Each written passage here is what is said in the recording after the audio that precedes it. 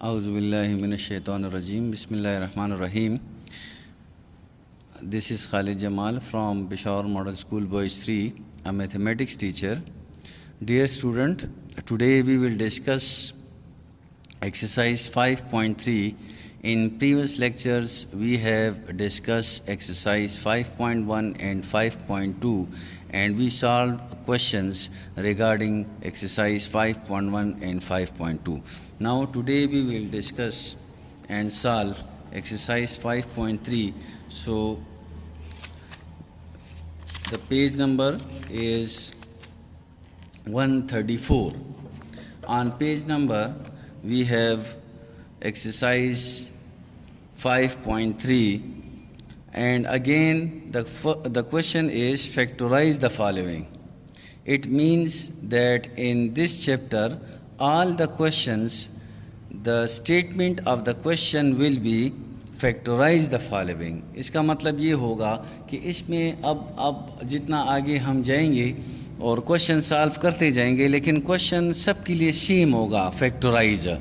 तो बहुत सारे स्टूडेंट्स ड्यूरिंग लेक्चर जब सॉल्व कर लेते हैं, उनको समझा देते हैं, तो पेपर में उनको कन्फ्यूजन होती है कि सर ये हम कैसे हमें पता चलेगा कि ये कौन से एक्सरसाइज से क्वेश्चन है, क्योंकि सबका तो क्वेश्चन जो है वो सेम होता है. तो इसलिए बेटे मैं बार बार ये रिपीट करूँगा कि आपने क्या करना है.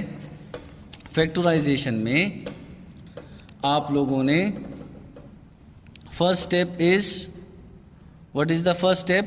That is taking common. This is the first step. In factorization we do common. हम क्या करते हैं, कॉमन लेते हैं.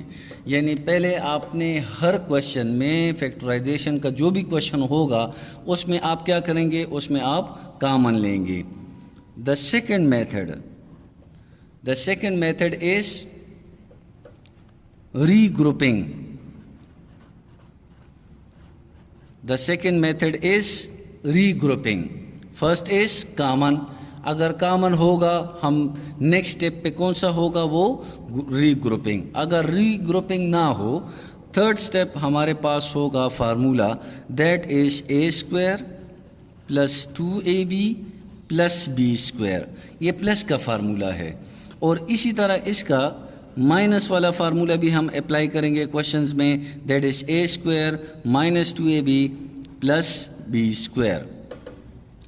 अगर क्वेश्चंस में ये तीनों स्टेप्स फेल हो गए तो हमारा फोर्थ स्टेप क्या होगा, that will be A square minus B square. और अगर ये फोर्थ स्टेप भी फेल हो जाए, we will solve by completing square. First step क्या होगा, कॉमन. अगर कॉमन है तो ठीक है, नहीं है next come to that is regrouping. तो रीग्रुपिंग अगर हम 4 टर्म्स है या 6 टर्म्स है और वो सॉल्व करें, और अगर आपके पास रीग्रुपिंग ना बनती हो तो फिर आप क्या अप्लाई करेंगे, फार्मूला. अब अगर आप देख लें फार्मूले में 3 टर्म्स हैं, so it is called trinomial. तो इस फार्मूले से हम उसको फैक्टराइज करेंगे. इसके बाद fourth is A square minus B square. तो अगर क्वेश्चन में ये तीनों स्टेप फेल हो गए और फोर्थ इससे सॉल्व होता है, then we will solve by this method. And then if we are not able to solve by A square minus B square, then we will solve by completing square. अब अगर fifth step भी fail हो गया, we will come to the 6th number, that is called the sum and product, which is our today topic, sum and product. तो बेटा जी यहाँ पर हम क्या करेंगे, क्वेश्चन नंबर 1 से मैं स्टार्ट लेता हूँ. तो यहाँ पर आपके पास है, that is exercise 5.3 and page number is 134 and the question is factorise. अब सारे क्वेश्चन में क्या लिखा होगा, factorise. So again we have to repeat again and again these 6 or 5 steps on each question, remember. So the first step is common, second is regrouping, third is the formula, then it is a square minus b square, then completing square and then sum and product. तो अब आप question देख लें, that is question number 1, X square minus 7x plus 12. अब first आप इस पे apply करोगे after solution. First we will apply common. Now you can see that there are 3 terms and there is no common. Write the question again, x square minus 7x plus 12. So on the rough work side I will write first is common. तो common आपके पास नहीं है इसमें, so the first step is failed, so there is no common. Next we have is what? It is the regrouping. तो regrouping आप तब करेंगे जब आपके पास पेयर्स बनते हों. यहाँ पर 3 terms हैं, तो 3 terms में आपके पास पेयर्स नहीं बनते. इसके बाद third step is formula. It is regrouping. Number 3 is formula which is a square plus 2ab plus b square और माइनस 2ab. तो यहाँ पर अगर आप देख लें तो इसका स्क्वायर तो हम इजीली बना सकते हैं, लेकिन ना तो 7 का स्क्वायर बनता है और ना 12 का स्क्वायर बनता है. So it means that the second is failed, the third step is also failed. Now the fourth step which is a square minus b square. The two terms contain minus sign. Between these two terms there is minus, and we will write this in the form of a plus b and a minus b. So we don't have this format in this question. It contains 3 terms. So this fourth step is also failed. Now next we have completing square method. Now completing square method, 12 का square नहीं बनता, इस तरह 7 का जो है completing square नहीं बनता, so it is also failed. So the last step is what? It is the sum and product. अब sum and product है क्या चीज़? पहले तो ये आपको पता होना चाहिए. यहाँ पर आपके पास sum means कि आपके पास 2 या 3 वैल्यूज़ एड करके जो रिजल्ट आता है, the result of addition. What is sum? Result of addition. It is called सम.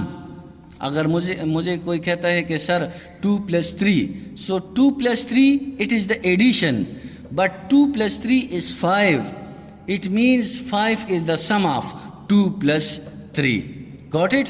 उसके बाद next is product. Again, what is product? The result of multiplication. Result of multiplication. So when we multiply 2 with 3, we get 6. So this 6 is the product. तो अब आप इसको sum and product से solve करोगे, तो यहाँ पर जो फर्स्ट टर्म के साथ जो कोफिशिएंट है दैट इज 1,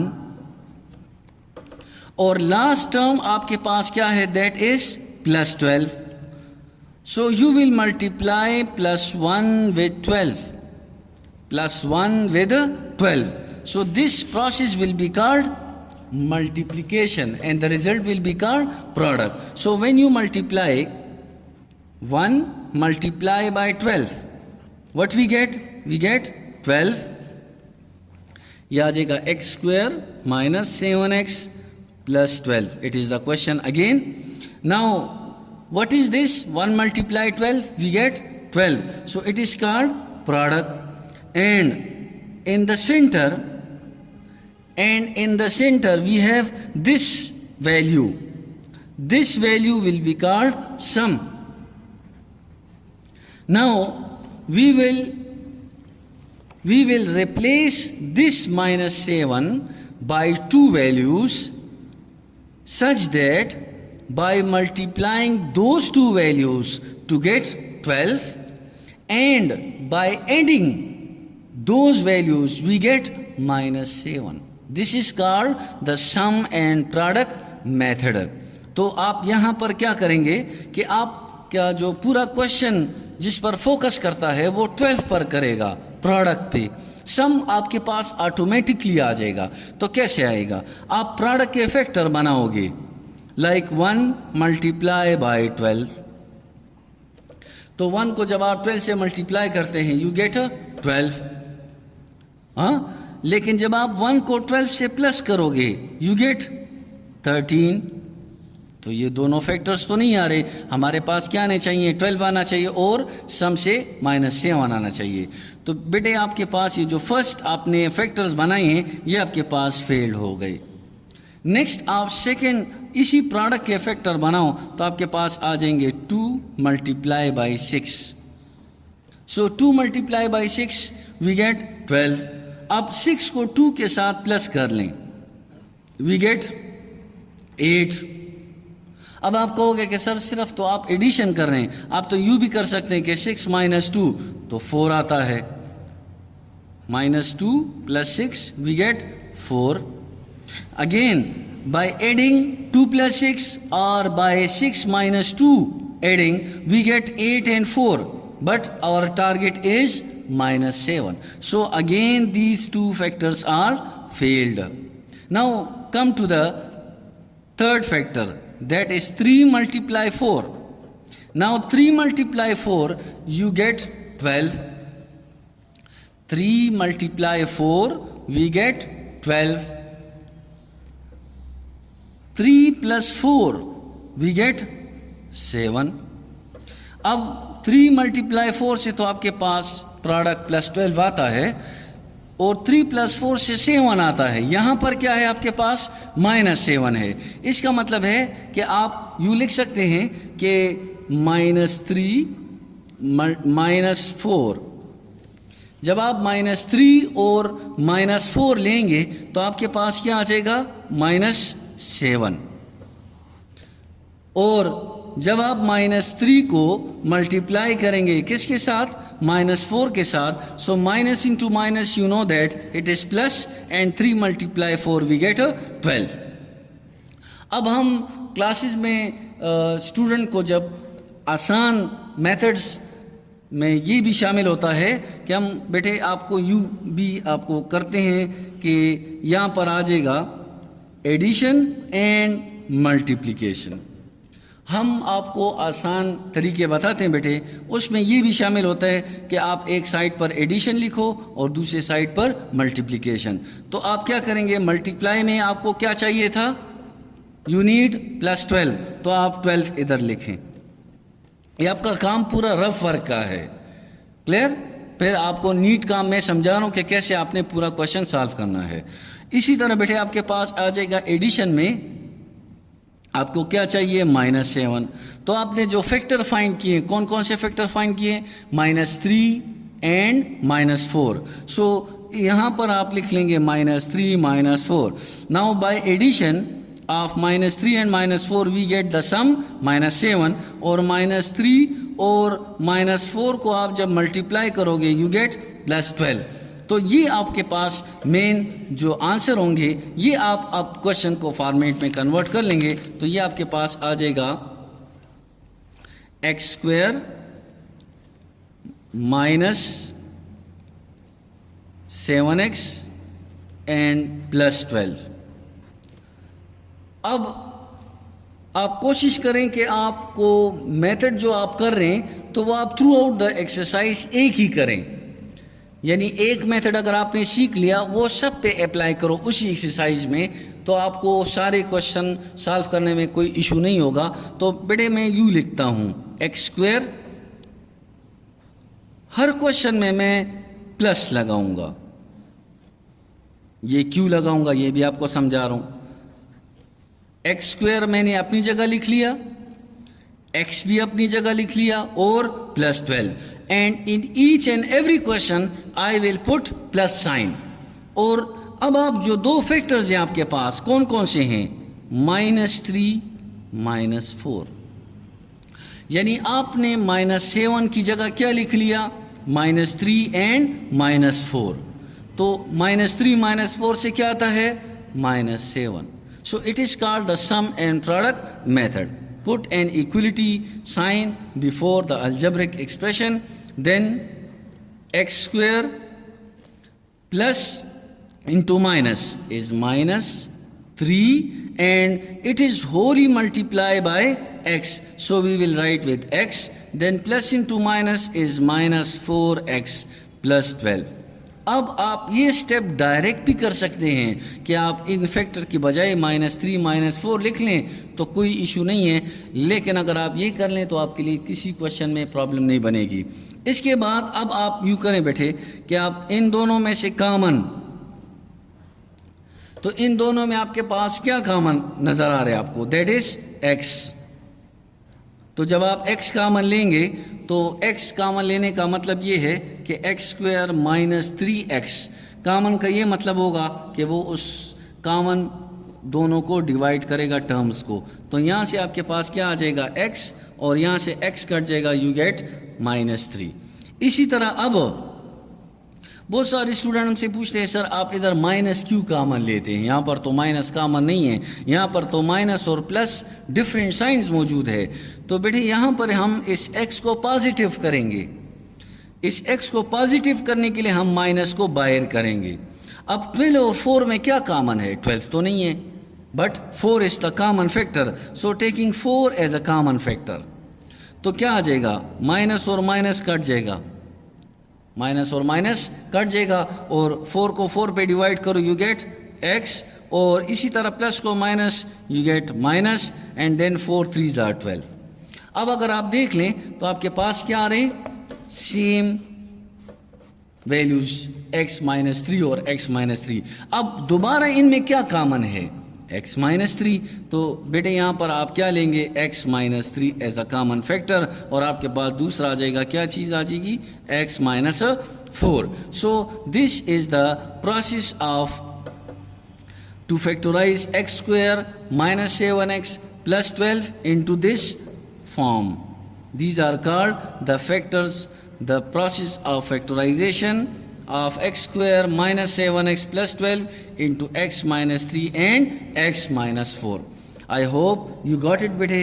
अच्छा जी, अब इसमें मैं एक और क्वेश्चन भी आपके लिए सॉल्व कर लेता हूँ, that is for example question number 7। Question number 7 is 6x cube -15x square -9x। अब क्या कॉमन है, दैट इज 3x कॉमन है। अगर आप कॉमन लोगे तो आपके पास आपके लिए नेक्स्ट स्टेप आसान होगा। Got it. अच्छा जी, अब हमने कॉमन क्या लिया है, 3x, तो क्या बन जाएगा 2x स्क्वायर, इससे आ जाएगा 5x, और इससे आ जाएगा -3, x और x कट जाएगा, यहाँ से एक x रह जाएगा।